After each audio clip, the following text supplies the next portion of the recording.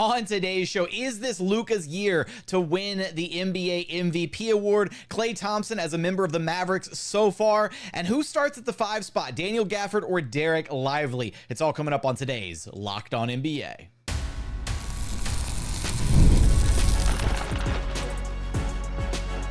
You are Locked On NBA, your daily NBA podcast. Part of the Locked On Podcast Network, your team every day.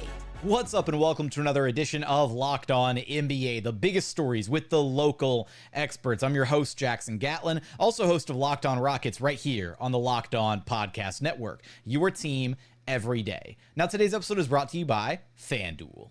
NFL fans, you can start the season with a big return on FanDuel, America's #1 sportsbook. When you get a hunch in the middle of the game, you can check out the latest stats, view live play-by-play, and so much more on the exact same page where you actually place your bets. You'll get started with $200 in bonus bets guaranteed when you place your first $5 bet. You can head on over to FanDuel.com and take a look at all the different odds available this football season. You can check out their parlay builder, who's going to win different divisions, conferences, season awards, or just the outright favorites to win this year's Super Bowl. Right now, the Chiefs plus 450, the Ravens plus 700, the 49ers and Lions both at plus 850, and then right behind them, the Buffalo Bills at plus 1,000. So for all those odds and so much more, be sure to check out FanDuel.com.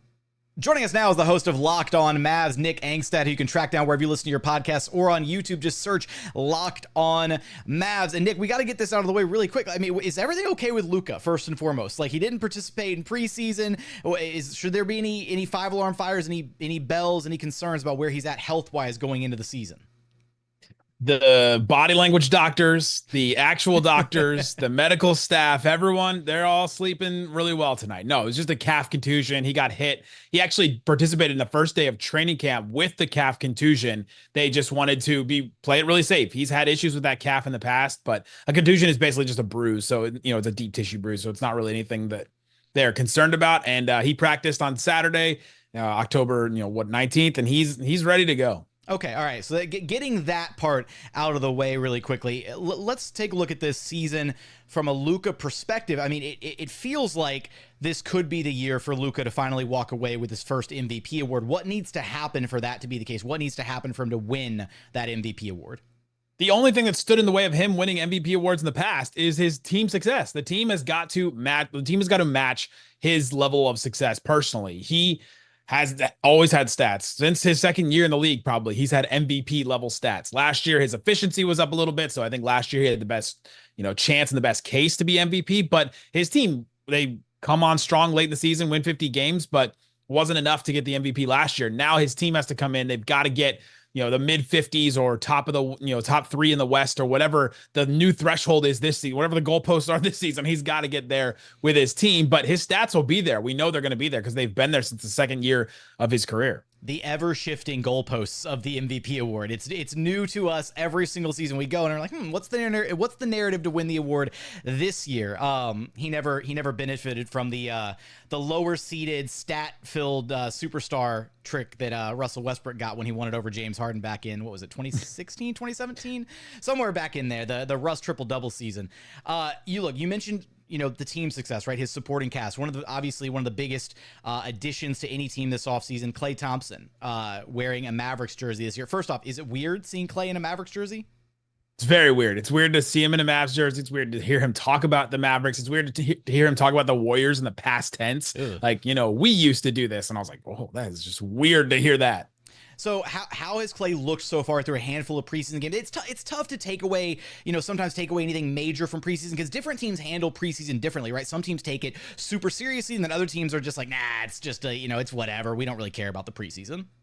On the spectrum that you just laid out, we take it very seriously. The Utah Jazz played their starters into the fourth quarter of the game that we saw in Dallas here. And the Mavs are on the very other side of this, where Luka, calf contusion, doesn't play a single minute in the preseason, doesn't even play in the Mavs, fan event that's just an inter-squad scrimmage between the two of them. He doesn't even play in that. Kyrie was held out of 2 preseason games as well. So just for rest, literally they said on the injury report, rest for Kyrie. So the Mavs do not take it very seriously. That being said, we did see Klay in 3 of those preseason games. He did not shoot the ball particularly well in a couple games. And then the last game, he got a couple of them off and hit a couple of threes, and his shot started to look really good. And you can start to see how he's going to fit in the context of this offense. And we haven't seen it at all. We've seen him play next to Kyrie twice for 10 minutes each time or whatever. We haven't seen him play next to Luka at all, and that's where he's going to be the most effective, I think, is playing next to Luka, giving Luka and Kyrie that extra space on offense. And we really even haven't seen that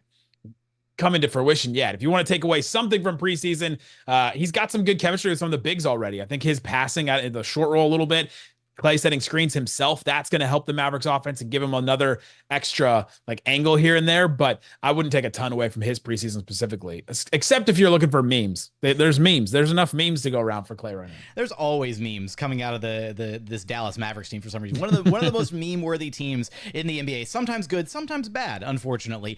It'll be interesting to see Klay kind of evolve and adapt into that kind of tertiary role, and obviously he's not the Golden State Warriors version of Klay Thompson, but maybe having some added passing, right, being able to hit the bigs on the short roll, that little thing is going to be helpful to him, especially if he's going to be more of that kind of I don't want to say a glue piece, but kind of that connective tissue piece at times offensively, right, benefiting off the gravity and the spacing that Luka and Kyrie provide.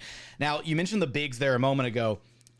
Look, the Mavs have this great 1-2 punch at the 5 spot between Daniel Gafford and Derek Lively. But at this point, we saw Gafford start a couple preseason games. We saw Lively start a couple preseason games. Who is the starting 5 going into the season? If you're talking about center wise, I have to imagine it's Derek Lively. He's just shown so much. I mean, he has added a little bit more to his game this offseason. We saw a couple of floaters out of the pick and roll from him in the last game they played. He ran some pick and rolls with Najee Marshall as the ball handler, and he hit a floater from inside the free throw line. You go, okay, some touch from Derek Lively. They had him run some dribble handoffs or just some, handoffs at the elbow, the way that they have Sabonis run them for the Kings. They've added just a little bit more to his plate. And I can't imagine that Lively isn't the starting center to start the season. But to your point, Jason Kidd he was very clear at the beginning of training camp and media day. It's going to be back and forth, and we're going to try this guy here. We're going to try this guy here. We're going to run Gafford with the ones. We'll run Lively with the ones and see what happens. He started Gafford in a couple games. He started Lively in a couple games. And so this is one of those Jason Kidd things where I just don't know. And if you ask him, he's just going to say, I'm not playing. I'm watching, just like you guys. That he doesn't know what it's going to be. It comes down to the competition. Eventually they make the decision. I think that they're trying to give Gafford the chance. Okay, you're the vet. We're going to give you the chance to keep your starting spot from last season. But Lively is coming down the barrel real strong with a case that he should absolutely start. And he's definitely going to play more minutes. He's going to close and all that. But if we care about starting a lot, then it's still up in the air technically. I roll. Technically, eye roll is a great summarization of the Gafford versus Lively starting debate. Look, I fully agree. Lively had a great season last year and honestly should probably be the de facto starter moving forward. Now, using that as the assumption, right? Lively's taking the starting 5 spot. Gafford's coming off the bench. Who is going to be the Mavs' most important bench player this season? Man, before training camp and media day, I think I would have said Najee Marshall. That Najee Marshall's defense is going to be hugely impactful. His ability to handle the ball a little bit here and there, and I think Jason Kidd will he every once in a while Jason Kidd will find this player. He just cannot get off the floor, and he has to give them minutes because they keep doing good things on the court. But Quentin Grimes really has made a case for himself in this preseason. He's really gotten a lot of leeway from Jason Kidd. He's gotten some extra time from Jason Kidd, and maybe that's just Kidd testing him to see what he's got. He started him in the last preseason game. I thought that was notable next to Kyrie and Klay.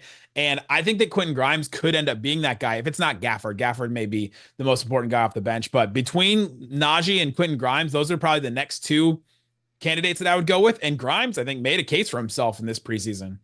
Is this Luka Doncic's year to finally win his first MVP award? And how will Klay Thompson look when he gets to finally play alongside Luka and Kyrie in real games? You're going to have us covered for all of that and so much more over at Locked On Mavs. Nick, thanks for stopping by Locked On NBA with me. You got to ask them. I'm just the coach.